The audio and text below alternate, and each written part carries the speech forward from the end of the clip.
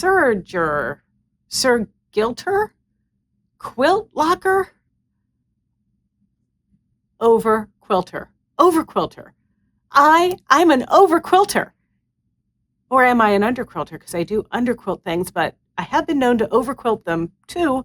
Well, whatever it is, I'm Gayle from BERNINA of Naperville, and I'm just going to hashtag overquilter. Are you an overquilter too? I mean, you can be with this new BERNINA L890 Quilters Edition. And let me let you in on a little secret. You can also be an overquilter with a regular BERNINA L890 and some tips of the trade. Welcome to our second Serger Club, where this month we're going to show you how to do cross-hatching using a chain stitch on your BERNINA overlocker for the overquilters. That's right. Behind me, you see the new BERNINA L890 Quilters Edition.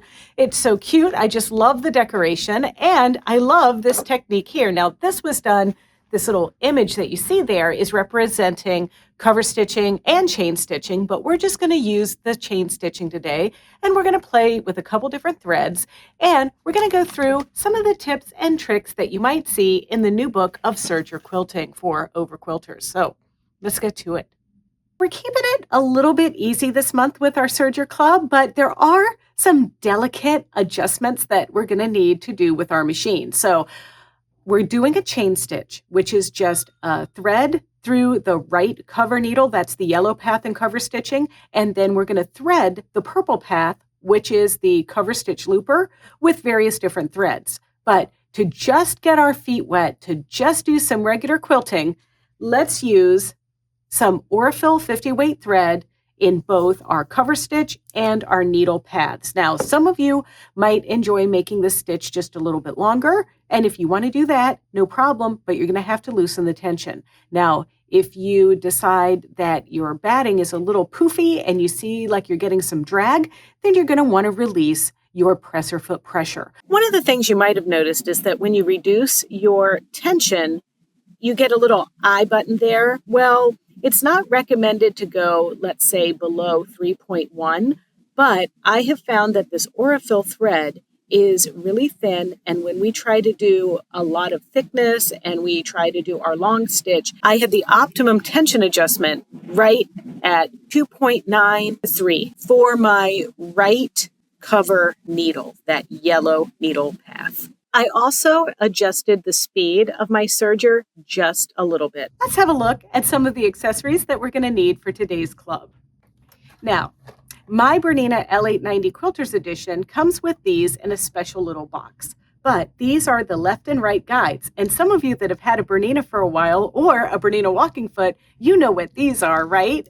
They're in your walking foot kit. They're the same guide. So you have some crossover accessories from your walking foot to your new overlocker. If you do not have that and you don't want to get a walking foot just for the guides, these guides are available as a separate item. Now, we do have folks that bought the guides even though they already have the walking foot just because they wanted a set of these with their L890. So this is available right through our website. And these are also another item that you'll be able to buy during our 20% off your overlocker feet and accessories. And I also want you to know that I have put links in the special handout that's attached to this video. Because remember, we give you the video for free, but you get the instructions by buying our Serger Club for April right at BERNINAofNaperville.com. There's another thing that we need to think about when we're talking about these guides, and that's how they're going to attach to the machine. So our BERNINA L890 comes with the new shank, and this is what the new shank looks like. So this is the new shank because it allows us to put the guide through the foot just like this. See that? So there I'm putting the left guide on, or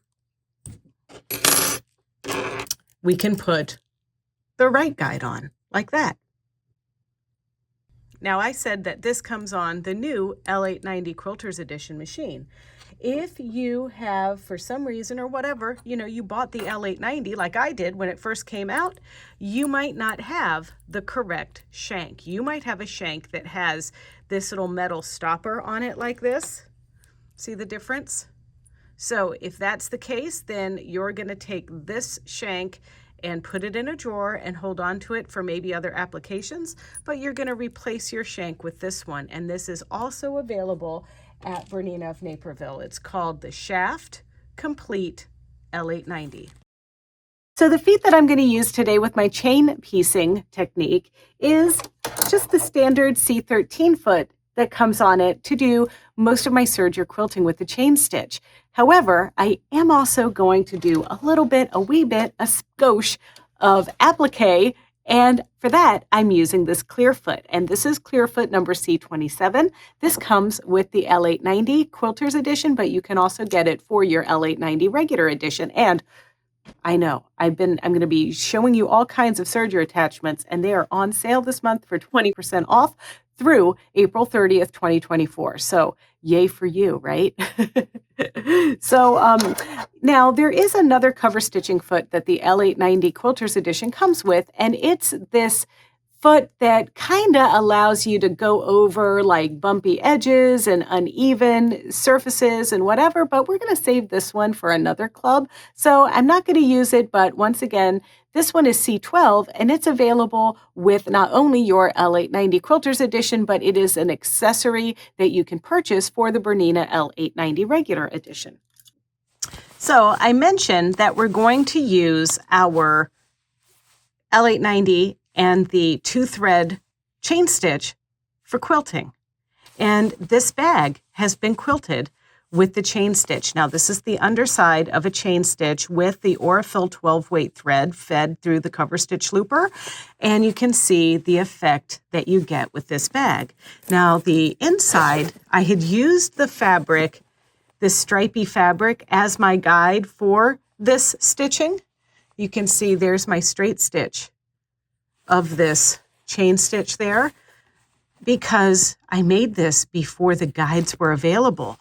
But I wouldn't have, because of these guides, I don't need to draw the line anymore. I can just do one line and then use my guides as a registration mark to stitch one line after the other. The same goes for, now this isn't all chain stitching, and this certainly isn't necessarily quilted, but this is a serger plaid that I used when I made my cute little Burberry inspired stocking. And once again, I had to draw the lines to create this. And because I'm using the underside of the stitch, it was easy to just draw right on the interfacing that's on the other side here, on the inside of my stocking. Another application would be on this bag. So stitching these guides like we did here, perfectly spaced, I had to draw a line for that. Or I had to draw a line when I did this plaid version. So with these guides and everything like this, it makes that process so much easier. So I've sandwiched a fat quarter solid, a fat quarter of batting, and a fat quarter sized main print together to do my cross hatching. When I do the cross hatching, I need to start a diagonal line on this side and then a diagonal line on this side, just so I know where to start. And I'm sure a lot of you are already familiar with this. And if you're curious, I'm using my graphite colored Sew Line pen.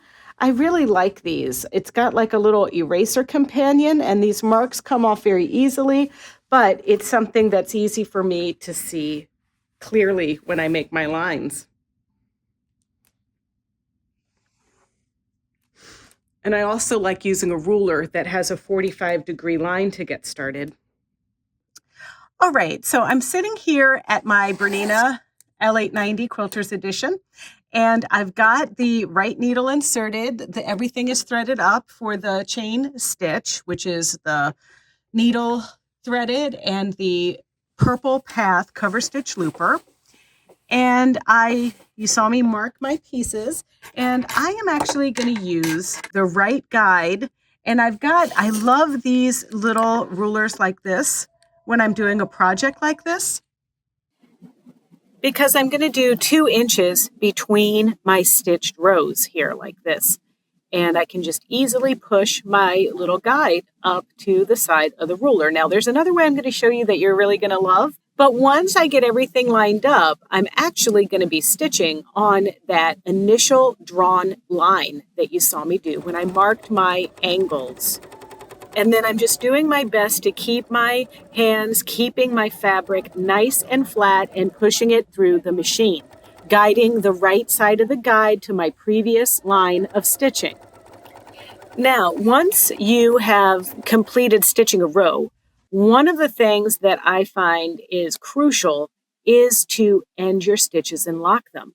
And the way we end our stitches and lock them when we're in any kind of cover stitch mode, whether it would be a 4-thread cover stitch, 3-thread, or a 2-thread like our chain stitch, is to use our thread puller. And this is one of those fun little things that has multiple purposes. But you're going to stop, you're going to use your heel tap feature on your foot control to raise the needle if you have the machine set for needle down. Then you're going to raise your presser foot and use this little grabber to pull that top thread so that you can cut it. And then you're going to pull your work out of the machine and cut it on the cutter of the machine. And this will lock so that that chain thread, that lower looper, the purple path, doesn't pull out. And as you do this row after row, you're going to complete each row by ending your threads in the same manner. And we're going to go all the direction down one row, then we're going to turn it around and go at the other angle and follow the same direction down. What I do sometimes is if I'm getting a little bit too much fabric to the right of my needle, I'll change my guide from right to left to complete covering my quilted item. And remember our cover stitch thread puller, I said it had multiple functions. Well, it actually has centimeters and inches on the other end of it. So you can use that as a wider seam gauge if you like, and you don't have a little square quilter's grid ruler like I do. And remember, we're measuring from the needle out.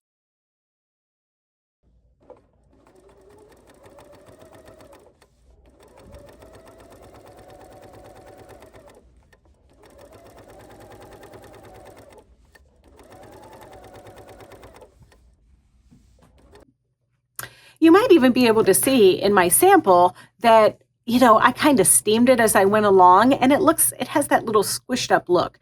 I actually didn't baste. I didn't use any spray adhesive. I didn't do anything.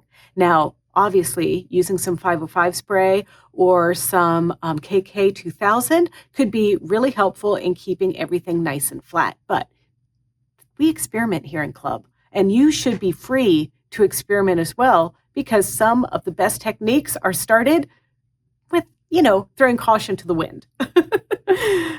Another thread that I'm going to be using today is for decoration. So, what's kind of cool is this chain stitch looks really cute on top because it looks just like a straight stitch, but underneath it has a little bit different quality, and that's fine with our regular Aurifil thread, but I am a maximalist, and I always have to make something just a little bit extra. And so I'm going to be adding this spaghetti or fruity thread from Wonderfil in my purple cover stitch looper. And the cool thing about this, it's going to give me just added dimension. So enough talking. Let's get everything set up so we can see how cool this little project is. And there is our fruity 12 weight thread from Wonderfil, and we're going to thread this through our cover stitch looper. And yes, we don't need to make a thread cradle because this thread will air thread right through there, easy like butter.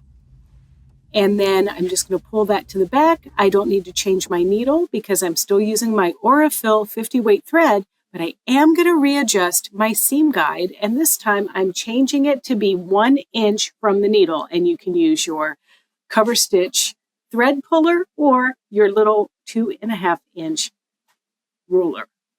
And now I am just going to stitch my little heart out with this chain stitch, always making sure that I have a look at the underside to make sure that I'm on the right path, and then always securing my threads by pulling my top thread and then cutting everything so it doesn't unravel or pull apart. So now that I've completed all of my crosshatch quilting, I'm taking a 20.5-inch ruler and I'm squaring this up to 17.5 inches. And now I have this little piece that was left over from a Bernina club where we did endless embroidery. So I'm going to applique this strip down, and I'm going to go back to my Aurifil 50 weight thread in my cover stitch looper. And I'm also going to be changing my presser foot to the clear foot so I can see exactly what I'm doing when I top stitch this little strip into position. Oh, yeah. And by the way, I did fold the edges under and press just about like 1/4 of an inch just so I could have a covered raw edge.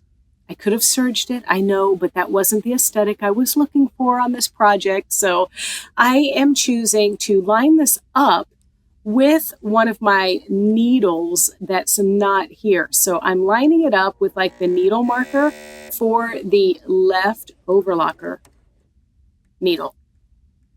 But just find some registration mark on your foot for this. And this is about 1/8 of an inch into my little strip there. You can see just there on my foot where I'm lining it up. And then just like with sewing, you're going to remove those pins before you get to them. And then I'm just going to stitch down both sides of this piece. And then once you get your piece appliqued, it's time to put the envelope backing onto the back. And the way that I did this is our pillow is pretty much going to finish for a 17-inch square pillow. So the first thing is I folded over the edges, and I'm using this fun little laundry day fabric on the back. So it is directional. So the top piece I folded under the bottom side up 1/2 an inch, then another 1/2 inch increased. Then the bottom piece I've folded over the top edge 1/2 inch and then another 1/2 inch and pressed and creased. And then I have changed nothing on my machine. I'm simply going to stitch, and this time I'm aligning my little raw edge. My piece is wrong side up at this moment. So I'm aligning the folded edge of my hem where my center cover needle would be, or where the folded edge on the right is right at that seam line in my machine. However you want to line it up, just be consistent. And I'm hemming both of my back pieces like this. And the instructions for what I cut are in the handout that you would get when you sign up for our BERNINA of Naperville Serger Club. And then you can see there's my little chain stitch that's visible from the back.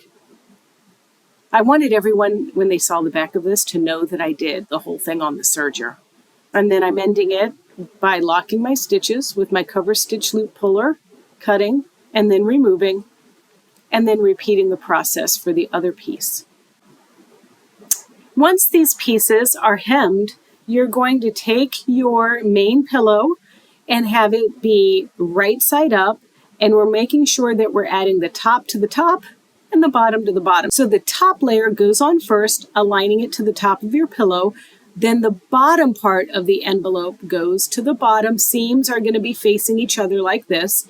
And then we're simply going to pin this around so it doesn't slide on us. And I'm using, when I take this over to my machine, I'm going to align my seam allowance with the edge of my blade, just there. And I'm just going to go all the way around and over sew when I get to where I started. And once again, just as a reminder, do not sew over your pins. Remove them before you get to them. And then when I turn a corner, I'm landing with my needle in the down position and simply pivoting. And sometimes I take a couple little stitches on the corner like that, just so I don't have such severe pointed seams. When I get to where I started, I'm going to practice lifting my needle, pulling my needle thread, cutting that, then removing the work from the machine and cutting the chain stitch looper.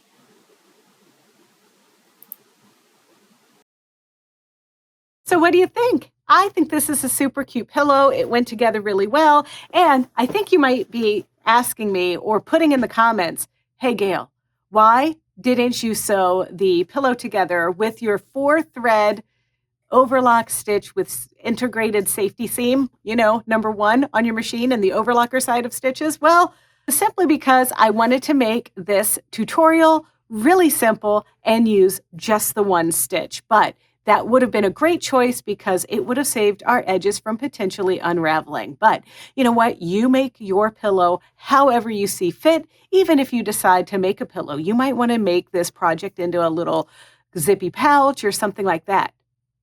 Yes, you can put zippers in on the Serger, but you're going to have to keep watching our Serger Club and attending our Serger Club in person if you can, if you want to know how to do zippers with your Serger.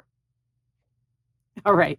Well, I hope you enjoyed this session. I certainly hope that you will go to BERNINAofNaperville.com and sign up for Serger Club. And don't forget, this is our April 2024 Serger Club, where for April 2024 through April 30th, 2024, the Bernina overlocker feet are on sale. You can also, if you don't mind, and you enjoyed this video, go to BERNINAofNaperville.com, go to Serger Club, and pay for our session, and you will get the interactive handout with lots of other useful links to learn how to use your Bernina Serger. So thank you so much for watching, and check out our Bernina of Naperville YouTube channel. It's really easy. It's youtube.com/Bernina of Naperville, and there you can like, comment, and subscribe.